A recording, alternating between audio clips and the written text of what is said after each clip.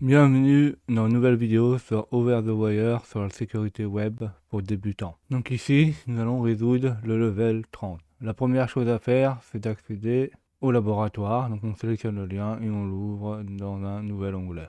Là, il nous demande l'identifiant. Donc on met Natas 30 en tant que nom d'utilisateur et on copie le mot de passe de l'exercice précédent et on le colle dans le mot de passe.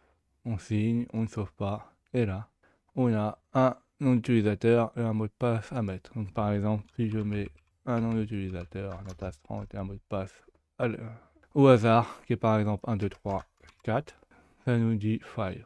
Donc regardons le code source. Alors là, si on fait clic droit, il dit que le clic droit est bloqué. Donc on peut cliquer une fois dessus, on duplique l'onglet et là on retourne au début. Alors là, on a le code source. On voit grâce à l'entête là qu'il appelle user bin Perl, donc on sait que c'est un logiciel écrit en Perl. Donc dedans il n'y a pas que du Perl, il y a aussi de l'HTML, donc qui sert à récupérer les informations comme l'utilisateur qui est mis dans la variable username et le password qui est mis dans le type password. Alors regardons ce qui est intéressant. Donc là, il vérifie s'il y a quelque chose dans la méthode post qui a été envoyée. Donc si la requête c'est déjà une méthode post et que on a bien quelque chose dans le paramètre username et le paramètre password. Donc là on ne pourra pas lui mettre une requête get, ça ne fonctionnera pas. Une fois que ceci est fait, grâce à la bibliothèque DBI, là, il se connecte à une base de données. Donc c'est une base de données en MySQL, il se connecte grâce au NATAS 30, donc utilisateur NATAS 30, et le mot de passe qu'on veut récupérer qui a été censuré. Sinon, si ça ne fonctionne pas, il nous envoie une erreur. Une fois que ceci est fait, là, il fait une requête qui va sélectionner dans toutes les colonnes depuis la table username. Il va chercher dans la colonne username et le password.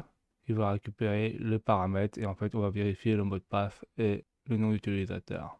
Et dedans, il y a quelque chose de très intéressant par le query là qu'on voit. On a une cote dans les paramètres username, une cote sur le mot de passe. Donc, qu'est-ce que ça fait la cote? Eh ben, ça enlève les caractères interdits. Donc, tous ces caractères cotes, etc. Donc, tous ces caractères spéciaux plutôt. Donc, ça va nous poser un problème, par exemple, si on veut faire une injection. La preuve, si on veut créer une injection tout simple, la cote va être enlevée. On peut essayer, hein, si vous voulez. Donc, puis je fais F12, je fais une Natas 30, je mets un mot de passe au hasard. Là, on voit que le premier, c'est la poste qui a été envoyée. Donc, on dit $envoyé en faisant clic droit Recent. Et là, on peut modifier la valeur. Et là, on peut essayer de mettre une injection. On peut mettre, par exemple, ceci. Donc, on va fermer la requête. On met, par exemple, plus ou 1. Donc, en fait, ça, c'est une requête qui est vraie. Après, derrière, on peut mettre, par exemple, ceci. On l'envoie et normalement, grâce à la cote, ça ne devrait pas fonctionner. On regarde dans la réponse et là on voit qu'il y a faille. Donc en fait, tu vois, on peut pas. Il faut trouver une faille qui permet d'exploiter ce problème. Après, il prépare, il fait une requête préparée, donc prépare query, donc c'est une protection et après il exécute ce qu'il faut.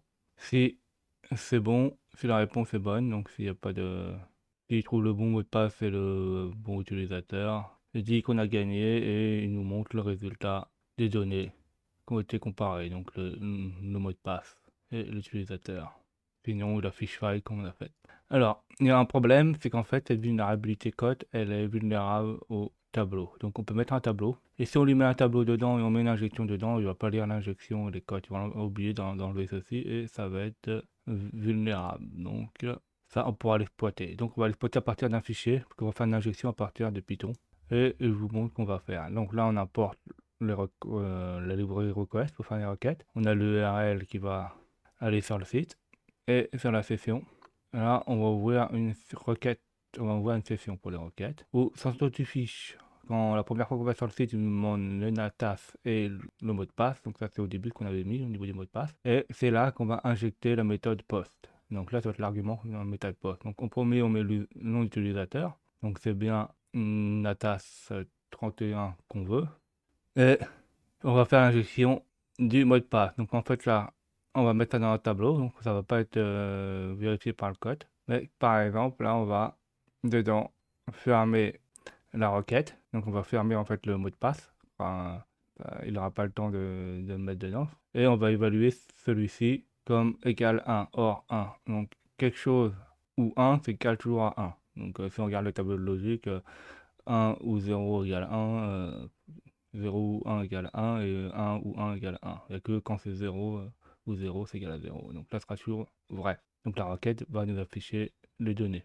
Et ça met dans le deuxième argument. Donc, après, on envoie la requête au bon URL avec les bons arguments, donc les bonnes données là. On le poste et on récupère le résultat dans R. Et on affiche après le résultat, donc ça sera la page internet avec sûrement le bon mot de passe. Donc faisons ceci, exécutons ceci.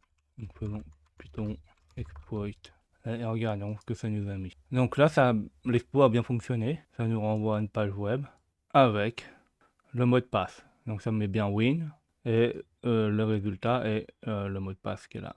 Donc la tasse, nom d'utilisateur, et ainsi qu'après, jusqu'après le mot de passe. Donc là, qu'est-ce qu'on a appris? Eh ben, on a appris qu'en fait, il fallait, dans n'importe quel langage, vérifier qu'il n'y a pas des vulnérabilités dans certaines fonctions, par exemple dans code, dans Perl ou dans autre chose, et comment il faut bien combler ou réduire les vulnérabilités. Il faut bien lire la documentation ou bien lire s'il n'y a pas la documentation n'est pas assez précise, bien se renseigner s'il n'existe pas de vulnérabilités. Merci d'avoir vu cette vidéo, n'hésitez pas à mettre des pouces bleus et à vous abonner.